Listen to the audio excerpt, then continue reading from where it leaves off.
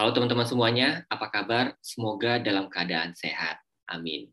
Bertemu lagi dengan saya Gulo dalam program Dunia Kampus oleh Jadi PNS. Kali ini kita akan terbang ke Inggris dan sudah bersama kita salah satu anak muda kebanggaan Indonesia yang sudah menyelesaikan studi S2-nya dari University of Oxford, Master of Public Policy dengan beasiswa Oxford Islamic Development Bank. Sudah bersama kita Mbak Aryani Santoso atau yang biasa dipanggil dengan Mbak Ana nih. Halo Mbak Ana, apa kabar? Halo Mas Gulo, ini sebenarnya nggak lagi di Inggris nih, saya lagi di pinggir pantai begitu. Senang bisa ke sini, bisa ngobrol-ngobrol sama teman-teman juga, terutama sama Mas Gulo. Makasih banget udah diundang dari Jadi PNS. Sama-sama Mbak Ana, dan ini suatu kesempatan yang sangat berharga sekali buat kami dan juga teman-teman. Semoga teman-teman nanti dengan apa yang disaringkan oleh Mbak Ana ini bisa semakin termotivasi nih, terutama yang perempuan nih, untuk bisa lanjut kuliah ke luar negeri dan harus berani untuk apply ke salah satu kampus top dunia ini. Amin. Semoga semakin banyak ya representasi anak Indonesia di Oxford tentunya. Untuk Setuju. itu, kita persilakan Mbak Ana untuk memulai sharing session-nya. Ya, makasih Mas Gulo. Ini aku izin share ya. Untuk memulai pengalaman bersekolahnya, kebetulan sempat di UC Berkeley juga untuk S1, namun saya bukan mafia, begitu ya. Dan di University of Oxford.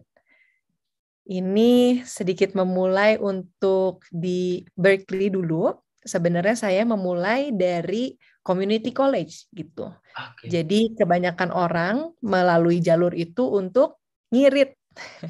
Karena kebetulan waktu itu orang tua yang bayar gitu dari ADB, ayah dan bunda. Atau jadi karena ayah dan bunda yang bayar, banyak orang prosesnya 2+2. 2 tahun di community college dan 2 tahun di 4-year university. Nah, kebetulan saya dulu interestnya sebenarnya di film. Jadi saya ini dulu jurusan film, 3 tahun malah jadinya di community college-nya, lalu 1,5 tahun di UC Berkeley, jurusan political economy. Kenapa ekonomi politik itu karena mau ekonomi tapi hitung-hitungannya kurang bagus gitu ya. Walaupun saya keturunan Tionghoa, padahal biasanya banyak yang jago ngitung gitu kan. Ini jadi setengah-setengah. Dan dulu film juga sebenarnya seru banget, cuman memang interestnya tuh lebih ke ranah publik gitu. Dan Mbak, ini yang kiri, ya? ya boleh Silahkan. diceritakan Mbak, mohon maaf. Boleh ceritakan kepada teman-teman community college itu apa sih Mbak? Ya, jadi community college itu kalau di sini kayak sekolah teknis vokasi gitu. Jadi temannya pun beragam sekali. Ada yang udah 50 masih ngambil kelas bareng saya gitu. Oke. Ada juga yang keterima di MIT namun tidak dapat pendanaan. Jadi dia harus cari cara lagi gimana bisa transfer gitu. Jadi itulah community college D3 singkatnya kalau di Indonesia. Oke, makasih Mbak. Ini jadi karena tadi kayaknya memang dari S1 ya banyaknya main bukan belajar.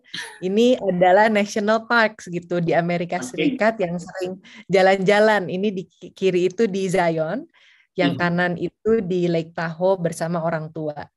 Untungnya Mamah lagi pakai topi dari Berkeley, jadi ya seenggaknya ada bukti ya sedikit. Di Berkeley. Ya Mbak Ana, ini kita kepo nih. Seorang Mbak Ana yang di community college tadi 3,5, 2,5 ya Mbak? 3,5 ya? 3 tahun di 3 community tahun. college. Itu ambil film ya? Film dan jadi kalau nah ini juga mungkin nanti bisa dibahas lebih dalam ya. Kalau di Amerika itu untuk S1 mereka pengen ada namanya pendidikan general education. Itu kelas-kelas mata kuliah umum lah gitu, MKU kalau di sini. Jadi walaupun ngambil kelas film, semua orang harus mengambil kelas-kelas sains juga gitu. Jadi biologi, fisika, matematika, Inggris, atau sebaliknya. Kalau mau ngambil kelas STEM, itu tetap harus ambil kelas-kelas yang social science atau bahkan seni gitu. Jadi itu memang lebih komprehensif. Maka dari itu ketika ada tadi ya jalur 2+2 community college, itu orang bisa mengambil MKU. Jadi mata kuliah umumnya dulu di ini community college, baru nanti ketika transfer ambil kelas-kelas yang lebih advance begitu. Oke. Kemudian dari film, kebanyakan film di community college, kemudian Mbak Ana ini langsung terjun ke S1-nya political economy. Apa yang membuat seorang Ana waktu itu kayaknya aku pengen ubah deh, kan banting setir tuh ya? Iya, banting setir banget. Jadi itu ceritanya kalau saya bercanda karena waktu ngambil kelas-kelas film gitu, gurunya bilang, wah kamu cocok nih jadi artis gitu kan, jadi hantu gitu. Tapi yang sebenarnya karena saya gaptek. Kalau untuk film tuh memang harus passionate banget ya. Jadi nggak bisa cuman setengah-setengah. Walaupun semua jurusan harus sangat passionate, cuman terlebih lagi film itu prosesnya sangat panjang. Mau bikin film 10 menit itu bisa mengambil waktu 20 jam gitu. Nah, kalau saya gaptek itu jadi 30 jam. Nah, lalu sebenarnya saya dari dulu tuh passionnya tentang keberagaman gitu. Karena dulu nonton film Laskar Pelangi sangat terinspirasi. Terus kepikiran, oh kenapa enggak ke ranah kebijakan saja gitu. Karena mungkin dengan effort yang sama, hasilnya juga mungkin bisa bahkan lebih lagi gitu. Makanya tadi sempat ngobrol sama Mas Gulo juga, saya sangat terinspirasi sama teman-teman PNS juga gitu, karena memang sudah mendedikasikan seumur hidupnya untuk menjadi ini ya pelayan publik gitu. Jadi itu keren banget sih. Makasih Mbak Ana. Ini bukan di endorse kan Mbak ya? Ya nanti bolehlah kita ngobrol Mas Gulo. Makasih Mbak Ana. Ini jadi berikutnya adalah pengalaman kerja. Jadi ketika udah dari political economy, saya sempat merasakan pengalaman kerja di Balai Kota gitu. Ketika Balai Kota Jakarta di bawah kepemimpinan Pak Ahok saat itu. Jadi saya di tim gubernur menjadi program manager. Nah, ini juga ceritanya lucu karena sebenarnya keluarga atau siapapun nggak punya koneksi gitu. Jadi apa yang saya lakukan adalah saya Google beliau, Google namanya, email Basuki Cahayapurnama gitu, dan keluar ternyata ada emailnya, dan semenjak itu saya ngontak dan kebetulan juga dibalas. Jadi ketika itu saya masih di Amerika Serikat dan saya bilang kalau memang dapat kesempatan magang saya akan pulang. Kalau enggak saya akan kerja di US cari gitu. Dan akhirnya dapat, ya begitulah, mungkin memang udah ada jalannya ya. Jadi sempat merasakan dan sempat bekerja banget, dekat banget dengan teman-teman PNS juga gitu. Yang keren banget lah, saya dari dulu sangat salut sama civil servants begitu. Ya Mbak Ana ini kan lagi kuliah di Amerika waktu itu. Kan bisa aja Mbak intern di Amerika Serikat. Tapi apa yang membuat seorang Ana itu, kayaknya aku ke DKI deh. Kayaknya waktu itu jadi tahun 2014-2015 gitu ya. Aku ngerasa ada antusiasme yang baru dari anak-anak muda untuk mulai mikir tentang pemerintahan atau politik gitu. Jadi penasaran juga gitu karena memang ada beberapa tokoh politik yang memang waktu itu jadi cukup inilah ke mainstream gitu ya, jadi lebih mainstream. Dan aku juga penasaran kalau tokoh-tokoh itu yang memang katanya mendorong transformasi birokrasi itu gimana sih caranya, apa yang dilakukan. Jadi itu yang sebenarnya membuat saya benar-benar penasaran. Oke, Gitu. makasih Mbak Ana. Dan berapa lama Mbak di sini Mbak di DKI Jakartanya?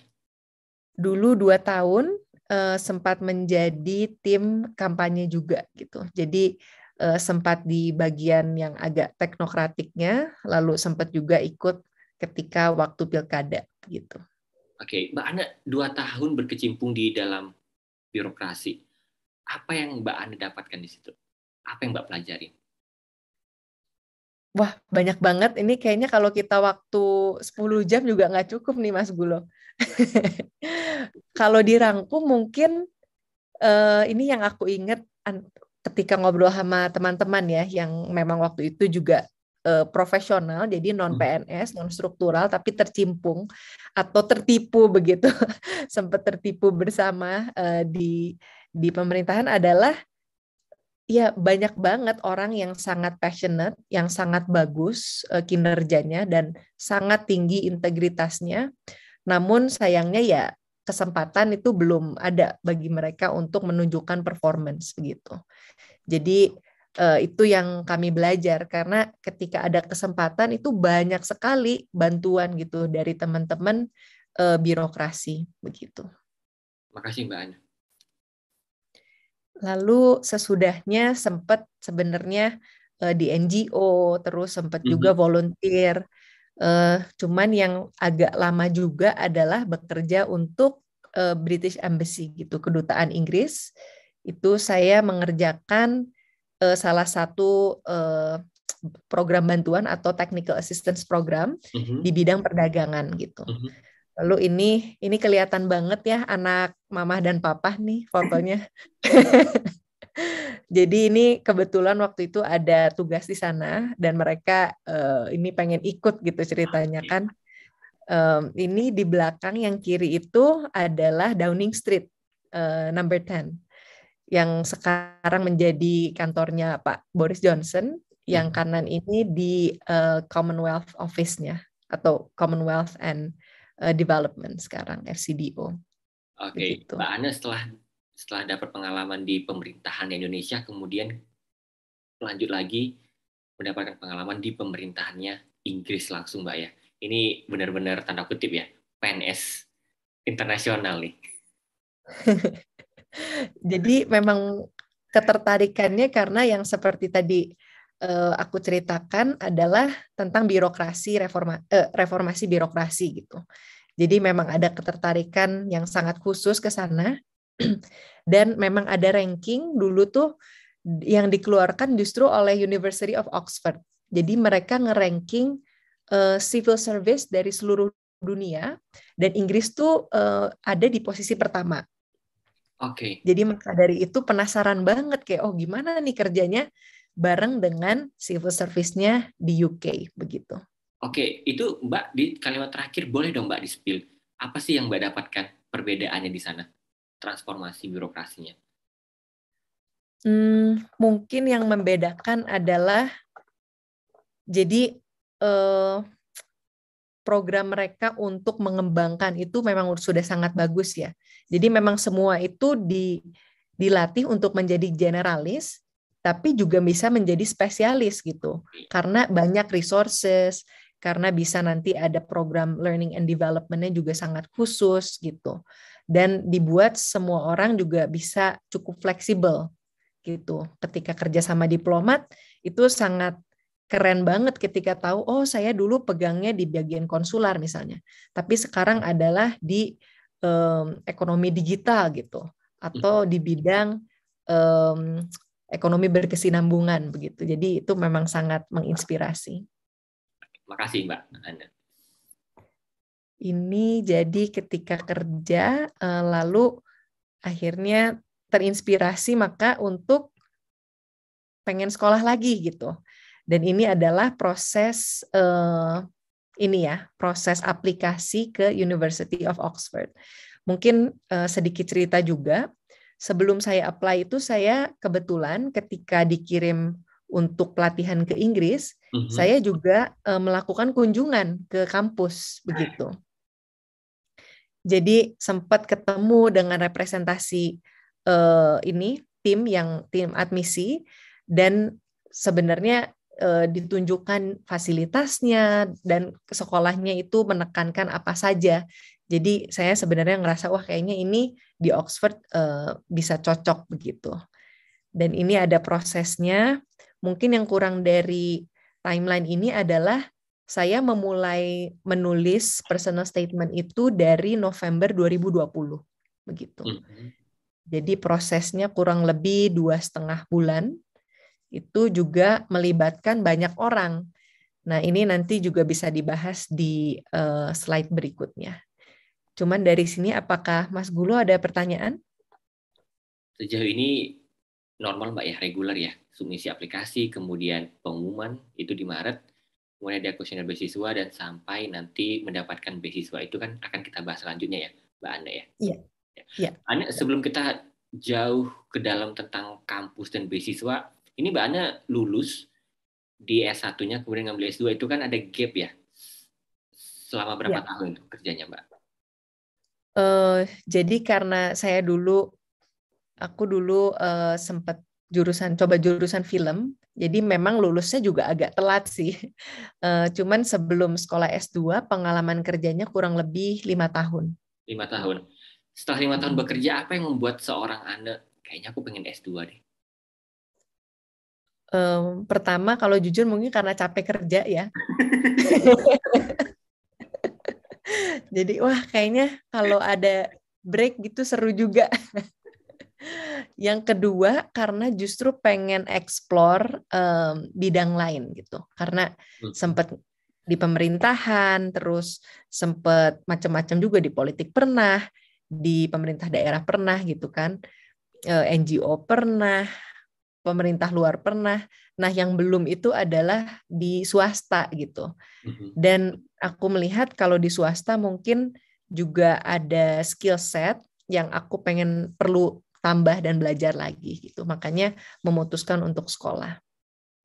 Makasih Mbak. Jadi kalau untuk teman-teman yang udah 5 tahun, berapa tahun itu jangan kecil hati. Ya, yang kalau kata di Mas Gulo, jangan takut untuk apply gitu. Makasih Mbak. Nah, ini Hore, ketika dapat berita tentang scholarship gitu dari Oxford Islamic Development Bank. Ini menarik karena sebenarnya aku nggak apply untuk scholarship khusus ini. Jadi departemen yang membantu mencari, karena tadi kan kalau kita mundur dikit ada kuesioner ya. Bentar, maaf ini malah. Nah, ini kan ada mengisi kuesioner beasiswa. Nah, jadi itu sangat umum ditanya, pertanyaannya juga kayak apakah ada tabungan, berapa tabungannya, kurang lebih penghasilannya berapa. Dan kalau memang membutuhkan bantuan dana, itu kenapa kamu menganggap dirimu itu dari grup yang termarginalkan. Itu harus menjelaskan. Nah, jadi ketika mendapatkan ini pun tidak melalui proses wawancara sama sekali. Jadi ada beberapa teman, jadi di angkatanku tuh ada 3 orang Indonesia, 2 orang Indonesia lainnya dapat beasiswa itu melalui proses wawancara yang cukup panjang. Nah, kebetulan kalau ini langsung gitu, karena dari departemennya. Cuman nggak bisa milih juga yang tiba-tiba tahu, cukup senang, sangat senang, bukan cukup senang, dan ini udah full coverage gitu. Jadi dari biaya sekolah dan juga biaya hidup. Full coverage. Ini Mbak Ana lagi ngapain nih sewaktu menerima surat cinta dari Oxford dan juga beasiswanya? Wah, ini aku kalau nggak salah lagi telepon kerjaan. Terus tiba-tiba aku pas buka gitu, saking senengnya buat suara yang tinggi gitu, gitu. Karena sampai kedengarannya kayak bengek gitu, karena sangat senang. Terus sampai udah nggak konsen itu pas telepon kerjaan. Oke, makasih Mbak Ana. Ini luar biasa sekali ya teman-teman. Mbak Ana ini untuk Islamic Development Bank Scholarship ini untuk beasiswa negara-negara yang banyak penduduk muslimnya, begitu ya Mbak Ana ya?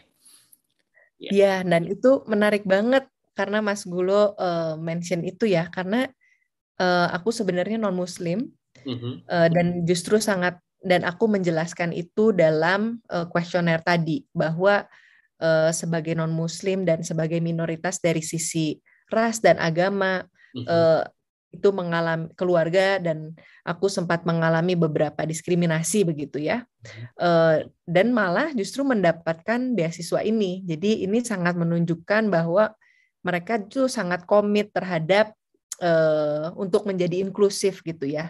Mhm. Walaupun yang penting ya ini memang untuk warga-warga atau ya pelajar yang ingin apply dari negara-negara yang menjadi anggota Islamic Development Bank begitu. Makasih Mbak Ana. Sekali lagi ini sangat inspiring sekali ya, menginspirasi teman-teman. Semoga nih teman-teman bisa seperti Mbak Ana mendapatkan surat cinta nih dari University of Oxford ya. Amin, amin, amin. Amin. Ya, terus ini adalah syarat-syarat pendaftarannya ya untuk program. Aku baru ingat ternyata ada ini kelupaan untuk kualifikasi bahasa Inggris gitu. Jadi untuk TOEFL, IELTS itu juga diperlukan.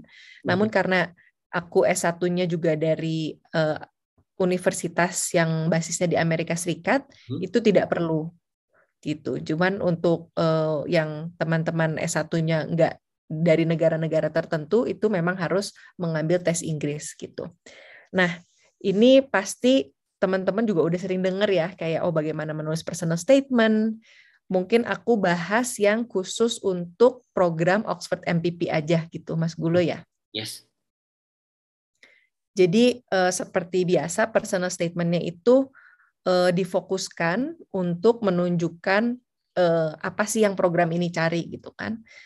Jadi yang program ini cari tentu aja melihat gimana sih apa yang sudah dilakukan di sektor publik atau bahkan aspirasi ke depannya terhadap kebijakan itu apa begitu. Jadi itu harus sangat jelas dan juga pencapaian-pencapaiannya pun teman-teman pasti udah sering dengar tentang STAR Stories ya. Jadi formatnya itu STAR gitu, situation, task, saya jadi lupa, STA, action, dan juga R-nya result gitu.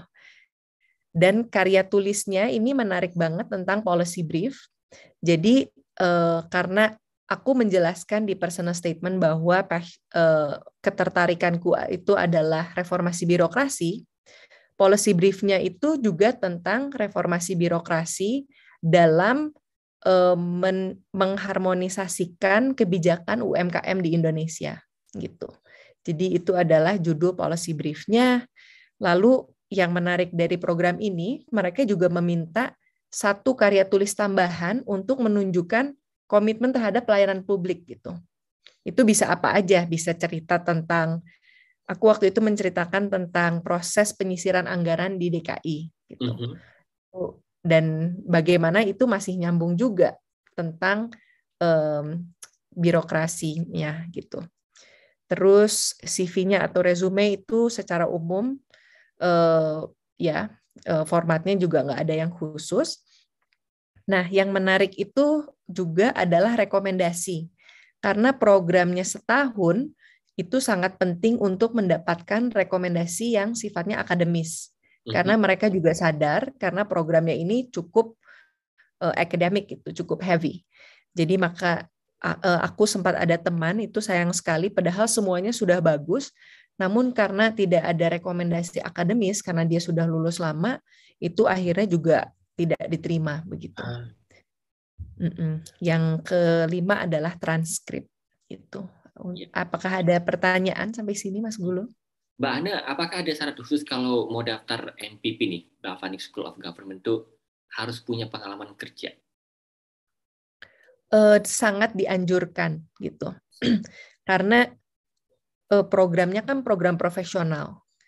Memang ada beberapa teman kemarin yang background-nya juga minim pengalaman kerja, mungkin bahkan hanya beberapa bulan atau langsung, dan itu juga bahkan yang menjadi kekhawatiran adalah pembelajarannya juga tidak maksimal gitu.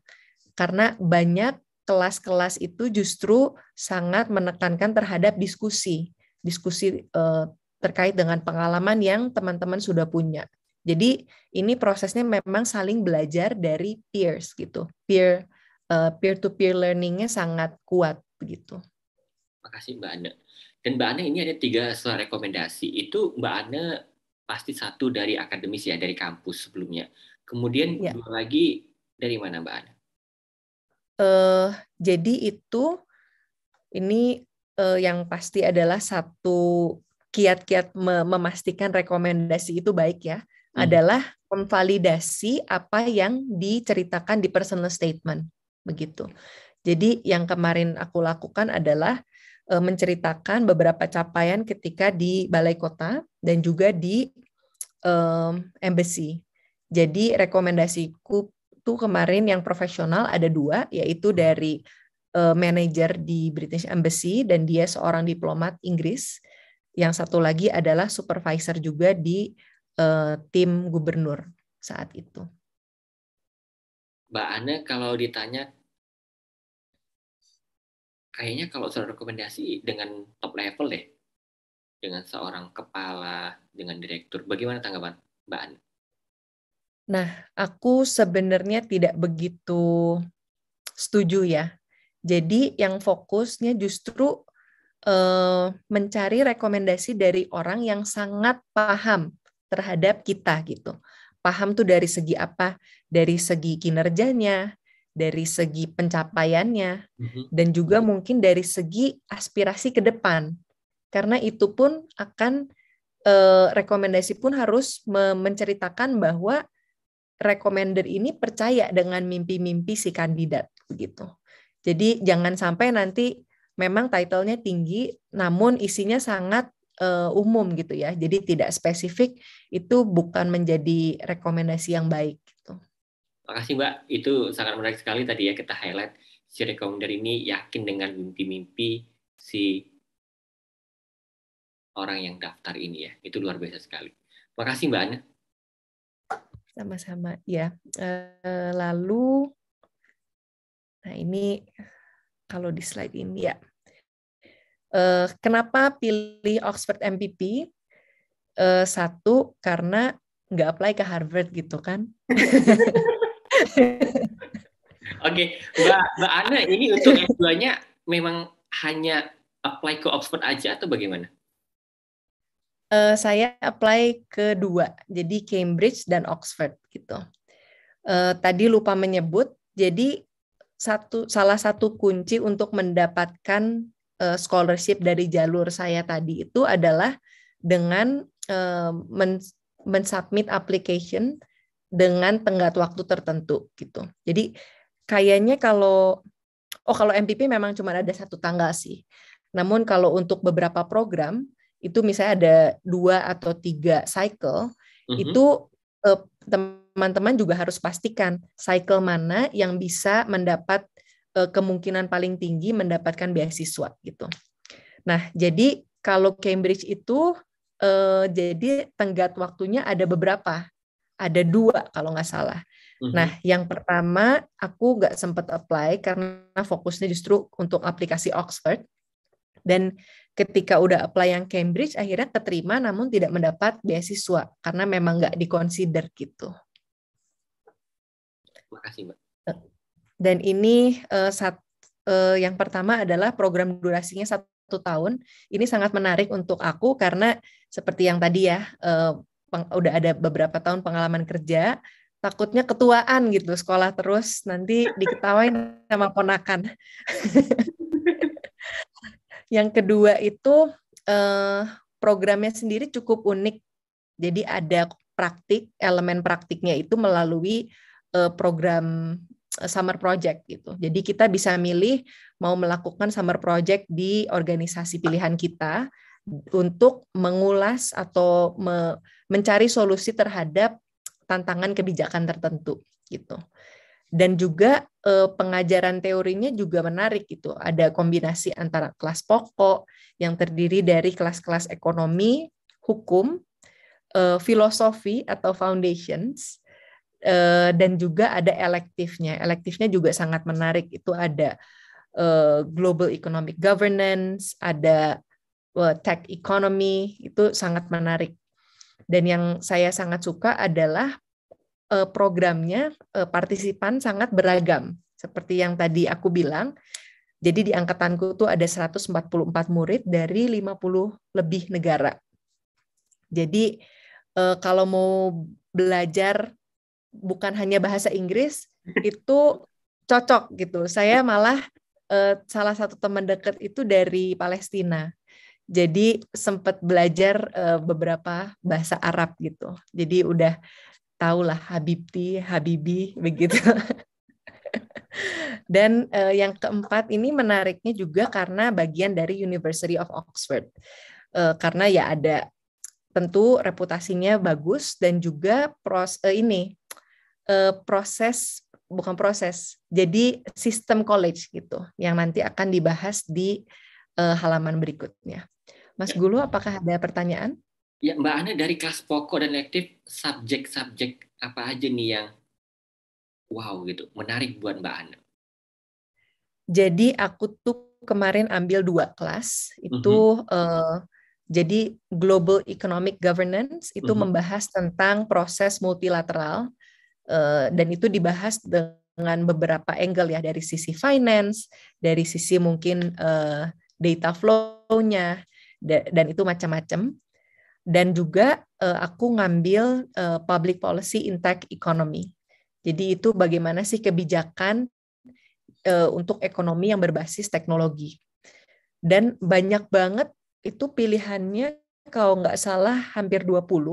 Itu ada yang fokusnya tentang penanganan korupsi, atau ada juga yang fokusnya pendidikan, kesehatan, ada juga pajak, mungkin teman-teman dari Kemenko itu bakal sangat tertarik.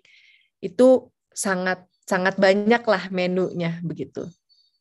Wow, luar biasa. Makasih Mbak Ana.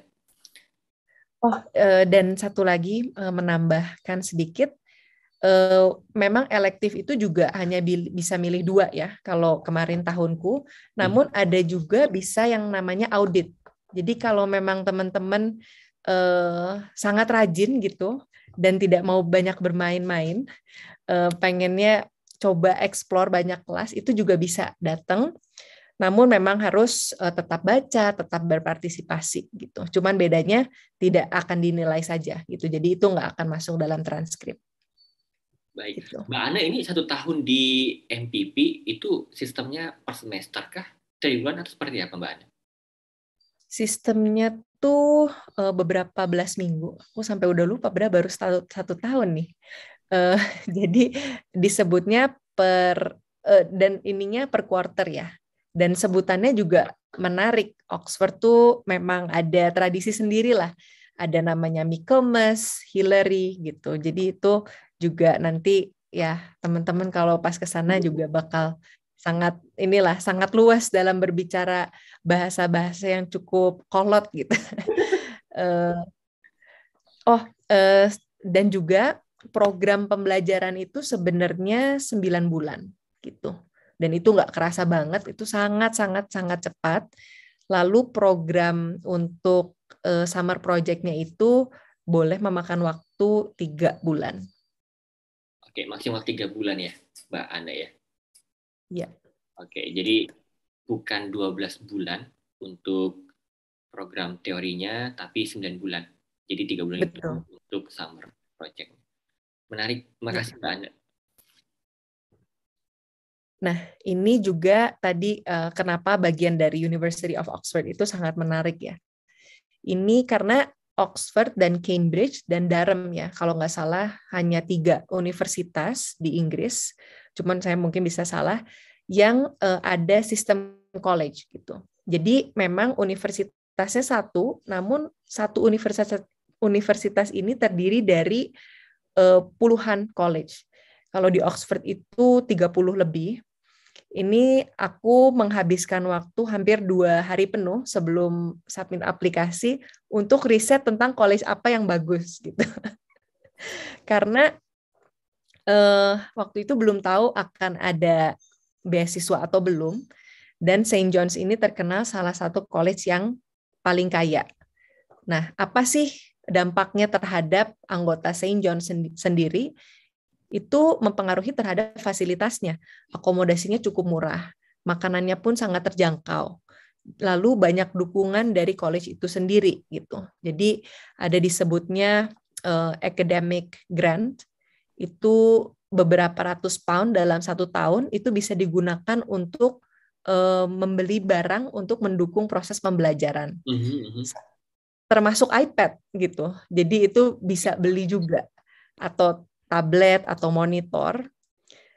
Dan juga lokasi itu penting, karena kalau memang bisa nanti tinggalnya di dekat departemen, itu juga akan sangat memudahkan ketika musim dingin gitu, nggak usah dingin-dingin naik sepeda, hujan-hujanan gitu kan. Yang kedua juga adalah komunitas pelajar. Ini mungkin lebih relevan untuk teman-teman yang mau S1 ya, karena mungkin kehidupan sosialnya kebanyakan juga selain dari departemen itu dari college. Namun kalau untuk MPP sebenarnya lebih banyak juga kesempatan untuk bersosialisasi sama teman-teman MPP begitu. Yang ketiga, jaringan alumni juga ini kadang-kadang menjadi salah satu hal yang banyak orang pikirkan sebelum memilih college gitu. Misalnya ada orang yang ngefans banget sama itu yang nulis Tolkien ya, Lord of the Rings, JJ ya, atau misalnya C.S. Lewis kalau nggak salah sempat ya, itu ada beberapa tokoh-tokoh lah yang orang pengen banget satu college gitu, atau mungkin politisi atau apa, itu kadang-kadang orang pikirkan juga gitu. Nah, ini aktivitas seru selama di Oxford. Saya kemarin anggota PPI ya, jadi cabang di Oxford. Kemarin sempat menjadi wakil ketuanya. Seru banget karena kemarin semasa pandemi banyak hal-hal yang bisa kami lakukan untuk memastikan well-being pelajar Indonesia juga tetap terjaga gitu. Jadi kami waktu lockdown itu memang cukup berat ya untuk banyak orang, apalagi kan perantau di negara baru gitu, dingin, banyak hal-hal yang harus dibiasakan, tapi tiba-tiba lockdown. Jadi kami contohnya kemarin sempat membuat acara ngobrol gitu secara setiap minggu. Itu ngalor ngidul aja gitu, mungkin main games atau senam bareng. Cuman itu juga salah satu aktivitas yang menarik banget. Kedua itu aku cukup bangga sebagai founder MPP Foodie Club gitu, karena orang lain tuh fokus misalnya mau sustainable finance atau mau climate change. Ini karena sukanya makan gitu. Aduh, sudah terlalu banyak hal-hal serius. Akhirnya aku ngusulin untuk bikin MPP Foodie Club. Dan untungnya banyak yang tertarik, itu salah satu grup yang banyak anggotanya gitu, sampai sempat 70-80 gitu. Nah, ini yang kanan ini kita lagi ada satu kios namanya Najars, itu makanan dari Lebanon, wrap, dan itu kita ada acara tiap hari Jumat gitu. Jadi kita sebutnya ya kayak Najars Fridays gitu. Yang ketiga ini MPP Band. Jadi setiap tahun di MPP Oxford juga ada tradisi untuk bikin band. Nah ini lagi nyanyi tentang Hold Back the River. Ini ada Lonely Water. Ini teman saya orang Jepang, memang lucu sekali ya dia. Dan ini saya lagi nyanyi ceritanya. Itu juga jadi salah satu arena untuk bersosialisasi. Kemarin grupnya juga cukup besar ya, sampai belasan MPP band-nya. Dan yang terakhir adalah senangnya grup hore sana sini gitu. Misalnya ada tentang orang bikin kelompok debat gitu juga sempat ikutan, atau grup-grup lainnya. Dan banyak juga aktivitas itu yang tadi aku bilang, proses pembelajaran antar sesama pelajar gitu. Jadi sering banget misalnya teman-teman dari negara, kemarin tuh dari mana ya? Dari Nigeria. Itu menceritakan proses tentang pemilihan mereka gitu. Atau ada teman-teman juga dari Amerika, itu sempat membahas itu waktu kejadian pemilu Amerika dan seluk-beluknya, itu mereka bikin presentasi dan juga bikin sesi diskusi gitu. Itu banyak hal-hal yang dilakukan. Ada pertanyaan, Mas Gulo? Ya, kalau kita lihat di sini menikmati kehidupan di Oxford ya, Mbak ya, tidak hanya kuliah aja. Ya, justru mungkin bagian kuliahnya minim ya. banyaknya justru hahihi begitu. Iya, ini lalu wah ini agak ngeheng ya. Apa di aku aja ini? Ya, lagi proses dia. Oke. Nah, ini. Tadi sempat berpikir juga perbedaannya apa sih gitu sekolah di Amerika Serikat dan Inggris. Ini mungkin agak kurang tepat kalau perbandingannya pengalamanku ya, karena itu kan yang satu S1 di Amerikanya dan di Inggrisnya itu S2. Cuman mungkin yang menarik adalah semangatnya gitu. Karena kalau di Amerika yang aku merasa itu proses belajarnya itu mungkin jauh lebih komprehensif, makanya waktunya lebih lama. Contohnya, S1 di Amerika itu membutuhkan waktu rata-rata 4 tahun, sedangkan di Inggris 3 tahun. Sedangkan S2-nya pun sama. Untuk program public policy, di Amerika tuh hampir mayoritas programnya 2 tahun. Dan kalau di Inggris tuh 1 tahun. Itu tentu aja beda.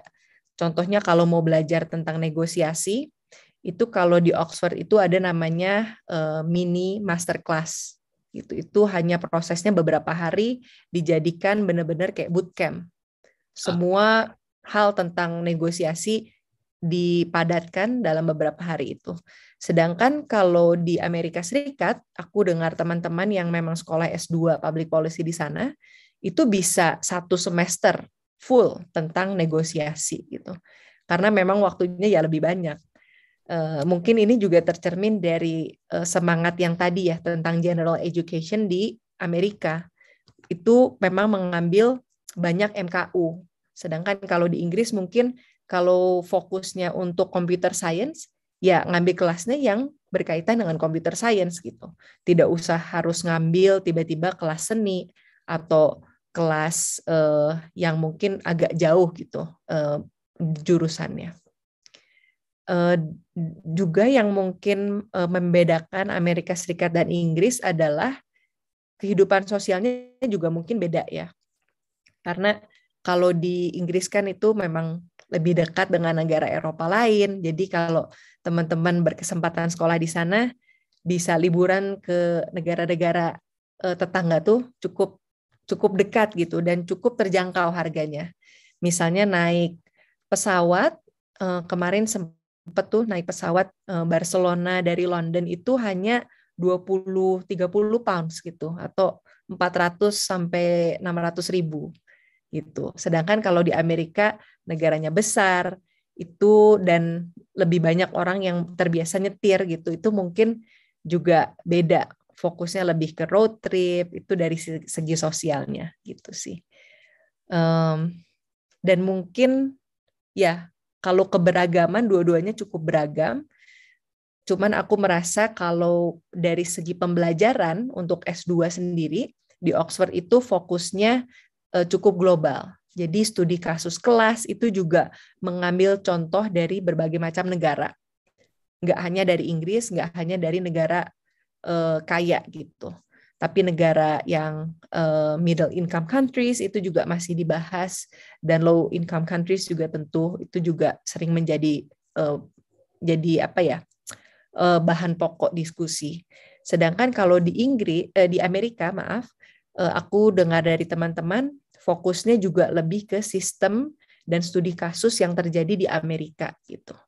Jadi mungkin kalau teman-teman ingin fokus tertentu, misalnya kalau di Indonesia ini sangat applicable kalau mempelajari proses sistem Amerika bagian A gitu.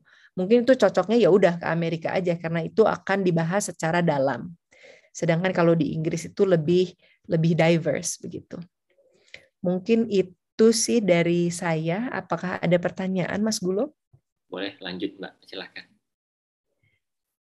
Udah sih sebenarnya dari itu saja. Ini ada Instagram untuk teman-teman yang mungkin mau koneksi. Ini Instagram yang satunya lagi dihapus gitu ya. Jadi ini Instagram satu lagi yang nanti aku akan cek dan lihat kalau ada teman-teman ada pertanyaan, mungkin mau nanya-nanya lebih lanjut gitu tentang sekolah di Inggris, Amerika, atau prosesnya, boleh banget tambahkan di sini atau juga cari saya di LinkedIn begitu. Makasih banyak Mbak Ane atas kemurahan hatinya udah mau dijangkau ya untuk teman-teman. Ini salah satu kesempatan ya untuk teman-teman. Nanti kalau ada yang butuh, wah kayaknya harus tanya Mbak Ane nih. Silakan langsung ke Instagramnya atau ke LinkedIn-nya Mbak Ane. Makasih Mbak Ane. Makasih banget Mas Gulo. Ini selalu sukses untuk program jadi PNS-nya. Ini bakal aku terus pantengin karena memang banyak konten-konten menarik ya. Jadi jangan lupa subscribe gitu ya. Makasih banyak. Mbak Ane, selama kuliah 1 tahun di Blavatnik School of Government, stres kah Mbak? Sempat ada ini ya, karena aku menyadari ketika pandemi sebenarnya aku cukup ekstrovert gitu. Sebelumnya mikir, enggak, saya kayaknya introvert gitu. Tapi ternyata ketika lockdown itu memang agak sulit gitu. Cuman untungnya sempat tinggal sama teman dekat juga dari Indonesia. Jadi ada teman dan dia baik banget orangnya gitu. Jadi ada teman lah, seenggaknya nggak sendiri banget. Oke, jadi dengan ada teman itu bisa cari ngobrol, curhat begitu Mbak ya, untuk mengurangi rilis stres lah kali ya. Iya, dan juga mungkin yang tadi belum sempat disebutkan, memang karena pengalaman saya belajar pas pandemi itu unik ya, karena semua orang juga mungkin punya pengalaman masing-masing, juga ada kesusahan, struggle-nya sendiri. Jadi maka dari itu ikatan yang terbangun antara teman-teman itu sangat erat gitu. Jadi aku ada beberapa belas teman gitu yang benar-benar dekatnya dekat banget gitu. Yang aku bahkan mikir ini udah dekatnya mirip kayak teman-teman yang aku tahu dari SMA gitu atau dari kuliah S1. Karena memang mungkin kalau bahasa Indonesianya dikarbit gitu prosesnya, dipercepat dan juga dalam realita pandemi yang cukup menantang dan kita bisa saling menguatkan gitu. Jadi itu memang pengalaman yang unik sekali. Ya. Dan Mbak Ana setelah lulus, apakah life changing experience lulus dari MPP Oxford? Iya banget. Mungkin kalau dari aku sendiri ya, mungkin tadi juga terlihat dari slides-nya, bukan murid paling teladan gitu, karena banyak main-main ya. Justru itu yang aku belajar sih, bagaimana membawakan diri, menempatkan diri di komunitas yang sebegitu besarnya, begitu beragamnya, dan juga melatih empati yang lebih lagi gitu. Karena kemarin saat pandemi ada berbagai macam tantangan, itu juga memastikan kita juga bisa mengerti apa yang teman-teman lain rasakan gitu. Dan itu jadi pengalaman yang sangat berharga banget, mungkin nggak terbeli gitu dengan walaupun banyak yang ngomong, wah tapi kalau sekolahnya nggak pas pandemi kan mungkin akan lebih bebas gitu, akan lebih banyak kelas-kelas in person. Walaupun pada saat aku pun banyak kelas in person, cuman nggak seluruhnya gitu, mungkin 50%. Baik. Mbak Ana, apa pesan Mbak Ana untuk teman-teman yang ingin daftar kuliah ke luar negeri, khususnya ke Blavatnik School of Government di Oxford? Yang satu, yang tadi Mas Gulo udah sebutkan adalah apply. Karena banyak banget orang justru merasa, wah kayaknya ini terlalu tinggi, kayaknya ini Oxford, kayak it's gonna be so hard gitu. Itu menurutku jangan menilai diri sendiri gitu. Jangan sudah menyeleksi diri sendiri, biarkan sekolah yang menyeleksi gitu. Kalau memang jodohnya ya akan keterima, kalau belum ya mungkin akan jalan yang lebih baik gitu. Jadi yang satu apply, yang kedua juga jangan lupa untuk investasi dalam prosesnya. Karena itu menulis personal statement, menulis karya tulis itu memang memakan waktu ya. Dan ketika melalui proses itu yang aku sangat membantu adalah mempunyai teman yang bisa membuat kita akuntabel. Jadi kalau ada teman yang melalui proses sama itu saling menyemangati gitu, yuk, ayo yuk, bisa gitu. Dan juga ketika kita menulis itu jangan lupa punya banyak atau ada beberapa orang yang dipercayai untuk memberikan saran. Jadi salah satu kiat yang aku merasa jitu itu nulis dulu, dan sebagian besar atau mayoritas prosesnya adalah revisi gitu. Jadi yang penting menulis dulu, udah keluar, baru direvisi, revisi. Revisinya bisa belasan kali, puluhan kali, menampung input. Nah, input juga mungkin jangan terlalu banyak, karena kalau terlalu banyak orang pusing gitu. Jadi pilihlah beberapa orang pilihan yang akan membantu mereview tulisan-tulisan untuk aplikasi gitu. Mbak Ana bilang kalau Mbak Ana sudah nulis itu minta review. Itu siapa yang nge-review application Mbak Ana dan how you get the reviewers? Ya, itu pertanyaan bagus banget. Aku merasa waktu itu ada 3 tipe orang yang aku minta. Satu, orang yang tahu aku secara pribadi. Jadi siapa sih seorang Ane? Seorang Ane itu maunya apa sih ke depan? Seorang Ane itu kemampuannya sampai mana? Itu orang yang bisa jujur. Yang kedua itu adalah orang yang mengerti pekerjaan kita gitu. Jadi nggak hanya kerja pribadinya, tapi ini khusus pekerjaannya. Dan yang ketiga itu orang yang mengerti tema topik yang kita mau dorong. Karena waktu itu aku sebutkan misalnya memang interestnya di reformasi birokrasi. Aku ada teman yang memang passionnya di sana juga. Itu juga orang Inggris kebetulan. Dan dia juga bantu melihat. Dia bantu mengarahkan, oh ini poinnya masuk akal, oh ini kayaknya harus ditajamkan, ini enggak. Nah, sedangkan untuk orang-orang yang lebih kenal ke pribadi kita itu sangat membantu. Contohnya ini. Aku pertama nulis, aku mikir udah sangat bagus, bukan sangat bagus maksudnya kayak udah cukup polis lah gitu. Aku udah bangga. Aku kirim ke dia. Komen dia cuma satu. Nah, lu harus lebih sombong. Ini sama sekali tidak merepresentasikan lu siapa, lu udah mencapai apa. Ini sama sekali nggak kelihatan jiwanya kamu gitu sebagai kandidat. Itu harus kamu tonjolin katanya. Itu benar-benar nempel karena aku pikir lah tapi kan nggak usah begitu banget nunjukin karena orang Indonesia kan tidak terbiasa mungkin kan menceritakan pencapaian gitu. Tapi omongan dia tuh nempel banget, kata dia kamu sama sekali nggak sombong gitu dan nggak kelihatan ini kamu sebagai individual gitu. Oke, makasih Mbak Ana. Mbak Ana, apa harapan seorang Ana Santoso untuk Indonesia yang lebih baik? Wah, ini pertanyaannya susah sekali, Mas Gulo. Harusnya tadi dikasih kisi-kisinya. Harapannya sih mungkin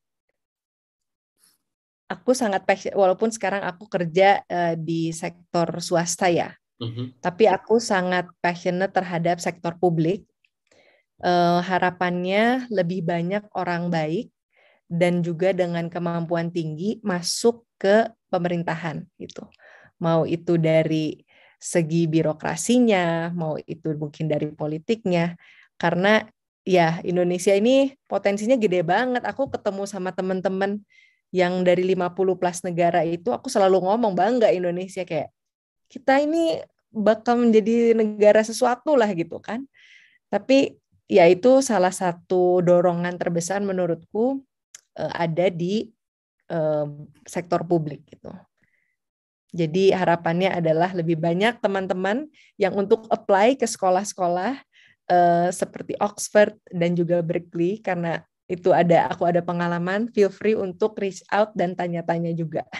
Amin, amin, amin. Ini mulia sekali. Terima kasih Mbak Ana. Mbak Ana dari S1-nya Political Economy, S2-nya di Government. Kemudian banyak berkecimpung dalam pemerintahan. Pernah kepikiran seorang Mbak Ana itu untuk menjadi PNS? Wah, ini apakah ada lowongan, Mas? Jujur pernah. Jadi aku tuh sangat terinspirasi dengan cerita-cerita diplomat gitu. Negosiator, diplomasi, menurutku tuh wah kayak luar biasa banget.